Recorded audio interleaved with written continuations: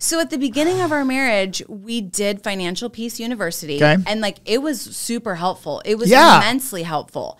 But as we've gotten older and, you know, now we have like a couple coins to rub together, which we didn't at the beginning. Right. I have found that like the advice of Dave Ramsey is definitely not applicable to our life for the most part. Yeah, there's a lot of things that in the beginning, the fundamentals I agree with. It's when you get into the world of now you've made a few pennies and you actually now start looking at things on a more sophisticated side of the line, that the basic principles don't always work anymore. They just don't work. Right. And that's been an argument that I will have probably until the time that I decide to hang up my financial planner, hat, right? Okay. Is that the principles in the beginning, the basics, save, be safe, all that, all it's good stuff. Yeah. You get to the point where you start looking at investments, you start looking at retirement planning, you start looking at the more even business planning. Yes. With a business like yours, for example, following those same principles can hold you back in the business sense. Yes. And I just don't believe that the end of the conversation is the soundbite on a radio show.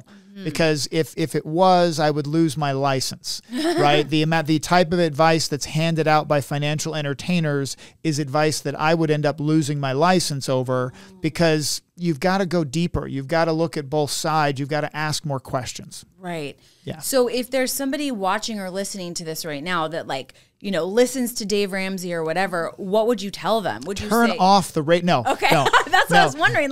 Would you say do not listen to him? No, not at all. What I would say is ask the follow-up question. Right. So I just made a post the other day. It was regarding a life insurance question that someone asked. They asked me a life insurance question, and Dave Ramsey. And was it the life insurance question I asked you yesterday? No, very similar. Okay. There's a questions that come up all the time about how much life insurance do I need at this stage of my life? Okay, fine. There's some answers that Dave Ramsey and I agree on, and many financial planners would agree as well. There are more advanced questions like, what type of life insurance should I get? Well, in the Dave Ramsey financial entertainer world, anyone who would recommend cash value life insurance of any kind is the spawn of Satan.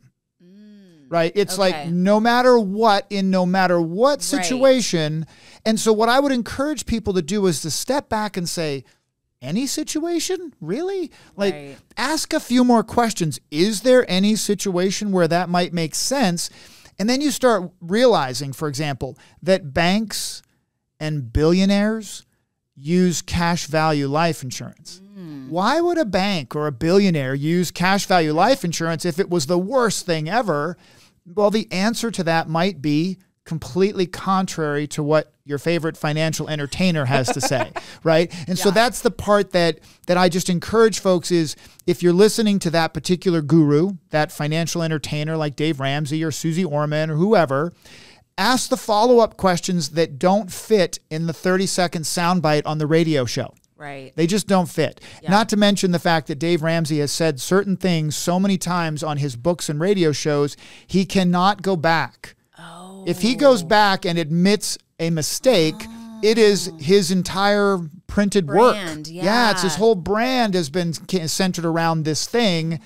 He can't go back. Right. Because he said it forever. Yes. So anyway, that's I've never thought about it in that way. His big one is that people that he's moved away from is that in the investment world, you can average 12%. Yes. Really? Really?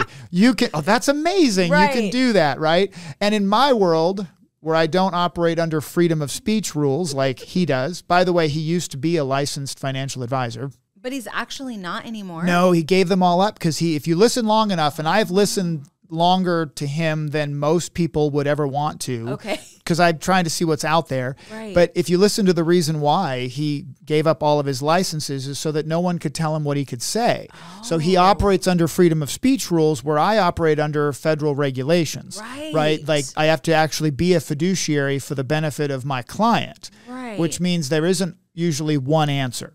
Yeah. There's multiple answers that are different in certain situations. So anyway, get me going. Do you think people listening to him realize he's not even a licensed financial planner? No. He is just a very good financial entertainer, and good on him, because his fundamentals are awesome. Yeah. His fundamentals are awesome. And when you get to the point where you can pay cash for your Corvette and cash for your $9 million house and cash for your business real estate, that's great. But the average person will never be able to achieve that which he has following his advice. Right. How many people have $300,000 cash available to buy their first rental property? Yeah. Not many. It's impossible. I mean, people just don't have that. There are financial mechanisms and correct principles that they can follow to achieve that. Yeah. But they have to ignore his fundamental never change advice. Right. You have to shift away from that financial guru, financial entertainer advice at some point, or you generally stop advancing.